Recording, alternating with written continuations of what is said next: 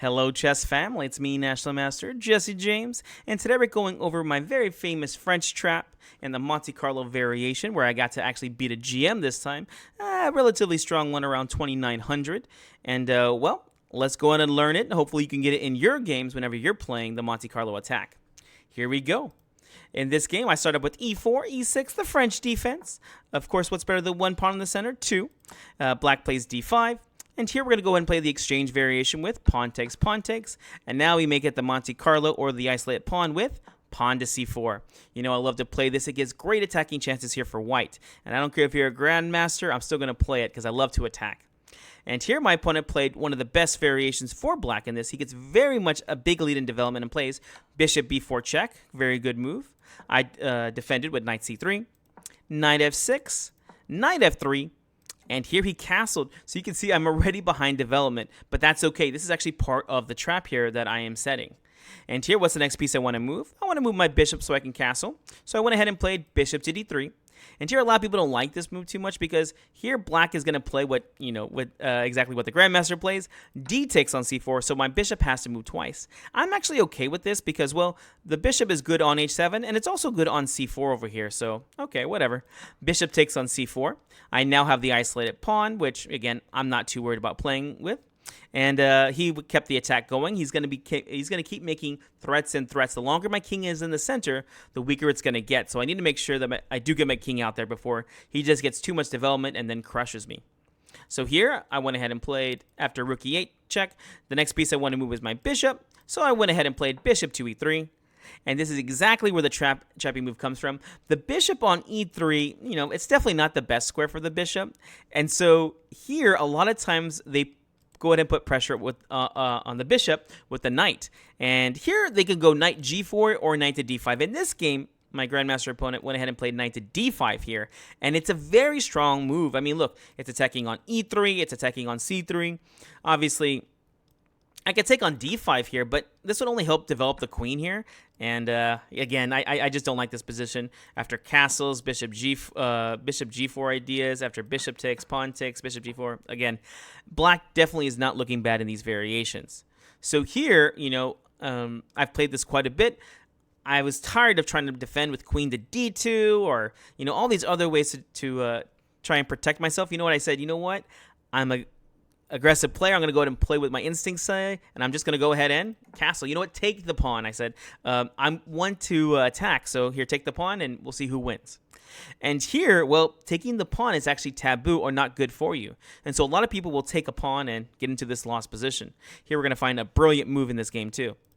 Bishop takes on c3. Makes sense. They want to go ahead and make a trade real quick. The less pieces I have out, the less I can attack with. Pawn takes on c3, and now rook takes on e3. This is a very interesting move here. So you can also play knight takes, pawn takes, rook takes. It still leads to the brilliant move or refutation line that I play against this, so it's okay. Here, again, like I said earlier, black is trying to make as many trades as possible because the more trades, the less attacking pieces I have. So here, he went ahead and played rook takes, pawn takes, knight takes, as we saw at the beginning, and it looks like maybe not the best position here for me. But I do have some hope in this position. Here I played queen to d3 to defend my bishop.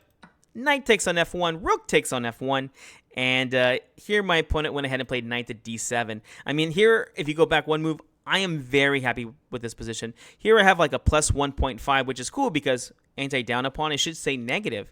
But here my pieces are so active, I can't help but have a good position. The rook, knight, and queen and bishop are all doing a great job attacking two particular weak squares. Here, f7 is definitely the biggest target here, and also on h7. You can see my knight and queen are also aiming there, so just a really scary position here for black. I mean, look at black's pieces. They're all asleep here. So it's not too surprising that a combination is in the mist. And here, my opponent, best move is to play bishop b6, but even then, I'm still doing really well. He played knight to d7, which now allows my brilliant move of the game. It's white to move. What do you play here?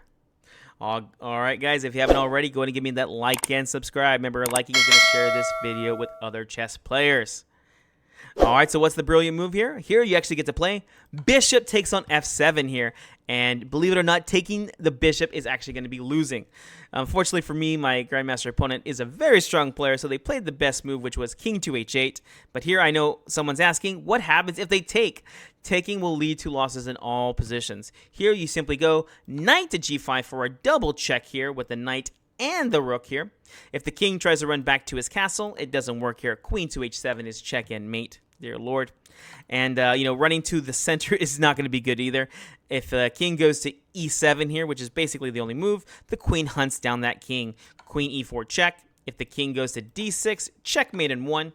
So the only other move you can play here is knight to e5, but again, just losing. Queen takes on e5 check, and you can play bishop e6 or king to d7. It doesn't matter. Queen e6 check will be mate in both lines.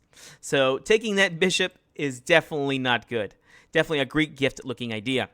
So my opponent played king h8. I have a +4 position, so, well, the game actually didn't last too much longer after this. Here my opponent went, it's now my turn, and here I wanted to bring my bishop back to b3. It seems like a weird move, but the idea is I want to bring my knight to f7. This is a great attacking square, and, well, it's also a fork here to attack the king and the queen. Here he went ahead and played pawn g6. Tried to make an escape square for this king, and here I played queen e3. A nice little move here. Maybe the queen will jump to h6. Definitely looking to jump on the diagonal, and here I'm also trying to get the knight to g5. As you can see here, the queen will defend. Here, knight f6 got played, and here I played the best move, knight to g5. Here I'm threatening the simple knight to f7 check, and I've opened up my rook here, so, oof. Yeah, here he played king to g7. And now queen e5, and believe it or not, after this point, I'm just winning. It's now a +6 position, and here there's really no good way to stop the loss of another piece here if not getting checkmated. Here my opponent played queen to d6, and it is now white to move and win. Remember, when you're looking for forced moves, especially tactics, checks, captures, and threats. It's white to move and win. What do you play here? All right, hopefully you push pause and try to figure it out. Here we get to play the very nice move of knight to e6 check. The queen is the main defender for the knight, so all we do is simply block it. And it doesn't really matter what black plays here, other than, they're more than welcome to play queen takes, and I'll take the queen. But anything else is just going to lose the knight. In the game, he went ahead and played bishop takes. And now, of course, we don't take back real quick. We're going to play queen takes on f6 check. And then, well, he resigned here. But anywhere, the king is actually forced to go to h6. You can guess how long this would last. I would most likely play bishop takes on e6 with the idea of rook f4, rook to h4 checkmate. And this is a really strong idea that probably can't be stopped without more sacrifices. I mean, it's already giving me a +8 position, meaning the queen is probably going to have to sacrifice herself.